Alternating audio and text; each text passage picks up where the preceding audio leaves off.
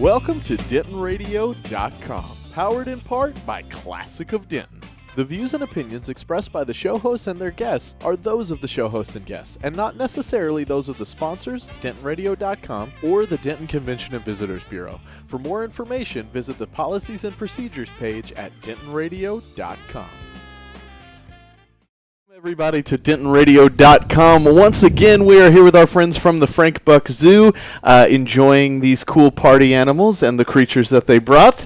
And every month, we get to sit down with these folks and learn a little bit more about what's going on just down the street at Denton Zoo, the Frank Buck Zoo. So thanks very much for being here, guys. We really appreciate it. Thanks for having us. Yes. Man, that was like right. Unison, perfectly. huh? You know, I mean, we didn't even practice that at all. That was pretty impressive, guys. I gotta say that we're gonna save that. That might be the new intro next time. But all right, so before we meet with the animals, let's get introductions from you three and a little context for what you do over at the zoo and all that good stuff. Hi, I am Susan, and I am the director at the zoo, and I've been there since 2004.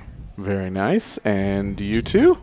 I am Brianna Carter, and I have been at Frank Buck Zoo for a little over a year and a half, and I work primarily in the Africa section. Nice. And I'm Rebecca. I'm a senior keeper, senior animal care staff at Frank Buck Zoo. I work mainly in the South American section, but I do help out in programs and with all the fun stuff like this. So. Nice. When you said senior keeper, I wondered if you handle the elderly or something like that. I mean, there are a few elderly animals in my section that I take care of, but you'll find we've got various aged animals in all of our sections. Very cool. Very cool. Now, what's really awesome when you guys come here, and we've already got a crowd forming just outside the glass, but you bring some cool animals that everybody can check out. If you're watching this live, make sure you come on down and see us at the Discover Denton Welcome Center at 111 West Hickory, and you'll get to meet these guys that we're about to meet here as well. So give us the rundown. Who do we got with us today? So this is Fred. He is an Indian star tortoise. He is actually native to India, Pakistan, and Sri Lanka, kind of in their forest areas. And he is a tortoise. I point that out because a lot of people do get confused between turtle and tortoise. And part of how you can tell he is a tortoise is kind of by looking at his legs. You can kind of see they're more round and what we kind of call like elephant legs. So they're kind of big and bulky. And if you've got really big and bulky legs, that doesn't make it great for swimming. Like a turtle, they're going to have nice slender and thin legs, even some webbed toes to kind of help them swim a lot better.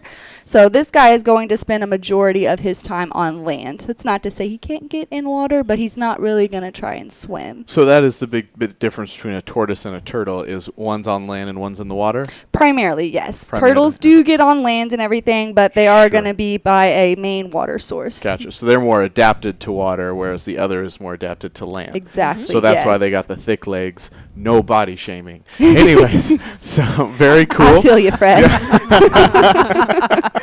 All right. Who else do we have here with us? We have these giant African snails. These guys are gastropods, and if you look at the camera really closely, you can see his foot moving, and he's just... His foot? Yeah. This meaty part that he uses to travel on is called the foot. Oh, I thought you meant individual... anyways, no, all right, I'm good. He's just got one foot, but it's very well muscled, and so like as you can see him moving on the glass, you can see it rippling in an effect, and that's how he's moving. Unfortunately, we can maybe if I turn it around. Nope. Okay, so they're crawling up to the top. Yeah, they're crawling up to the top, which is really cool in itself. But they do have kind of two sets of antennae, but they're not really antennae. The longer set have eyes at the end of them, so they kind of can see where they're going. And then the smaller set are kind of almost like whiskers because they help them kind of feel their environment and, you know, if they're coming onto food. These guys are herbivores, so they're going to eat a lot of plant life. These guys have kind of been mostly banned as pets in most states because they are highly invasive. They're very well adapted to living out in various environments. For example, if they were to escape out to Texas, these guys really need a moist environment. So when it gets dry, they can do something really cool called estivation, where basically it gets too dry.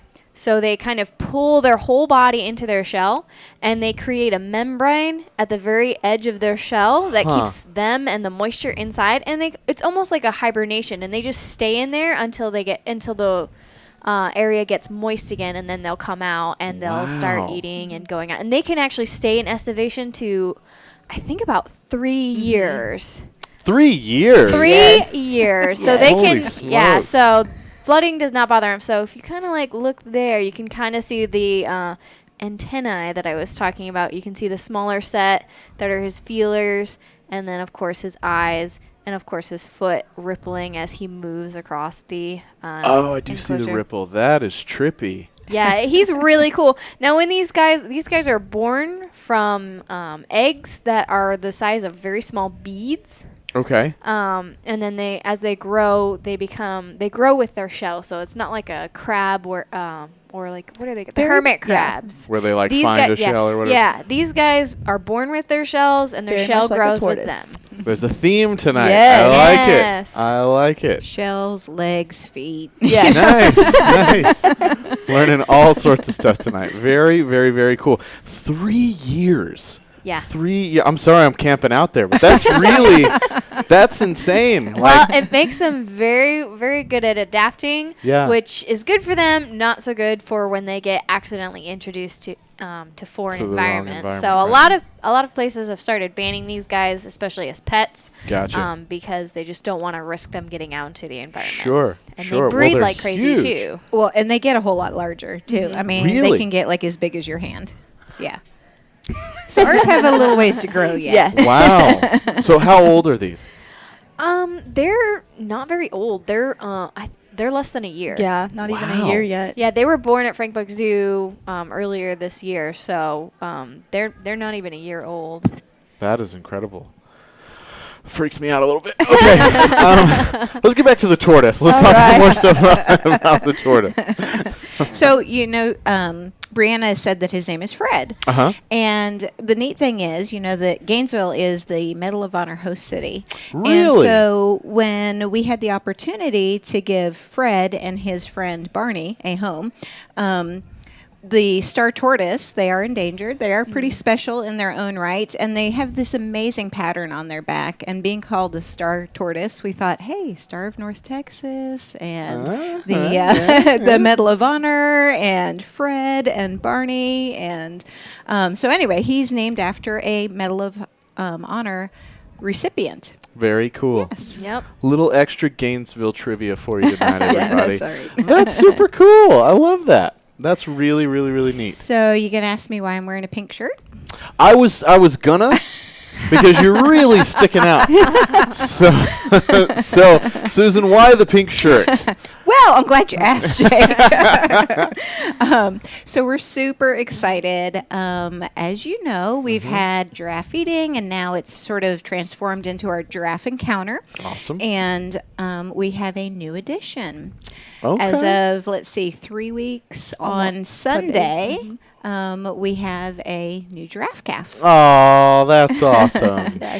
He is not out on the savannah because it's going to take a little time for him to get introduced to the other animals and so forth. And we're having to help Mom out a bit with the, we're kind of the calf nannies, if you will. Yeah. Okay. We are bottle feeding him to help him out. And so he is currently visible, though, because where we do our encounters is in what we call our west holding area that's off of the giraffe barn. Okay. And kind of by the deck area where we do the encounter.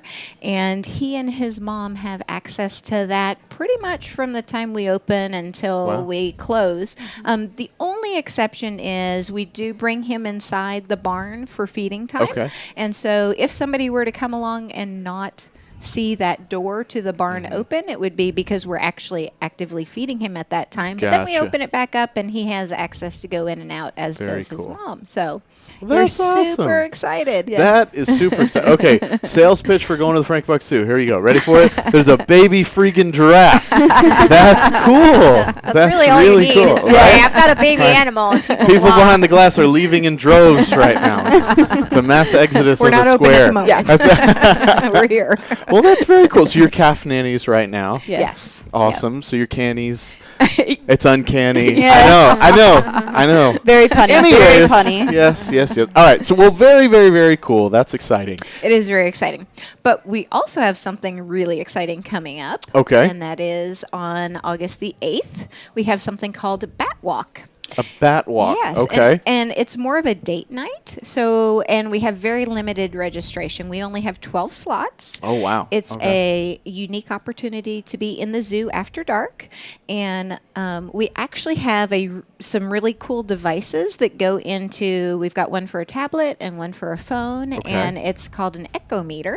And it actually measures the frequencies that the bats are echolocating. What? And then it will identify which bat it is that you are, well, not that you're hearing with your ears, but the echometer is picking up, and it will show an image of what the bat species looks like. The echometer That's will cool. also when you play it back, because it records the session as we're listening to them. When you play it back, you can play it back so that you can actually hear what they're echolocating. So it makes it audible. That's it makes it super audible. cool. Puts it at a pitch we can hear. Yeah. So you can speak to them. Not So- quite. Not quite the same But frequency. that's really cool. That's really cool. We Okay. did one of these, 2 weeks ago now, I guess it was. And I think so. Yeah, Something like that. and it was really neat because we kind of wanted to see what native species we had there around Yeah. the zoo because we knew we had a great habitat. And there were 4 different species that were identified that evening. Wow. And they were actually able to see some flying over. Actually, I believe it was the camel habitat. Yeah, that back was in that that was area, where off we the saw elevated them walkway. the best was at the camel walkway. They were flying overhead of us. They were flying all around Yeah. us, underneath us, over the savannah, over the camel yard. It was really great. But even if you don't see bats, which is always a possibility due to weather or you just never know. We still saw lots of other wildlife. We get to see birds. We saw some wildlife. We saw deer. We saw Oh, fireflies. You can hear the crickets and the frogs. So it's Super cool. Very it's really peaceful. well, I wouldn't say peaceful with the cicadas going, Yeah. We are in the south. Yeah. but there's definitely a lot to see in addition to the bats. That's really It's stinking kind of cool. it's kind of a Like, unique opportunity being in the zoo Yeah. after dark. Another thing is we do have a partner, Okay. and they are giving vouchers to all the participants to go to their brewery after Oh, at cool. 9:00 and go check out some of their local brews. So Sweet. that's pretty cool too. So beer and bats. I Yeah, love it. bats and brew. I love it. Speaking of, we have beer here tonight. It's Free Beer Friday, so we got beer just outside the Well, glass you as well. know, no, we don't have this species here in Texas, but there is a species of bat that if you like tequila, they help pollinate the plants that make tequila.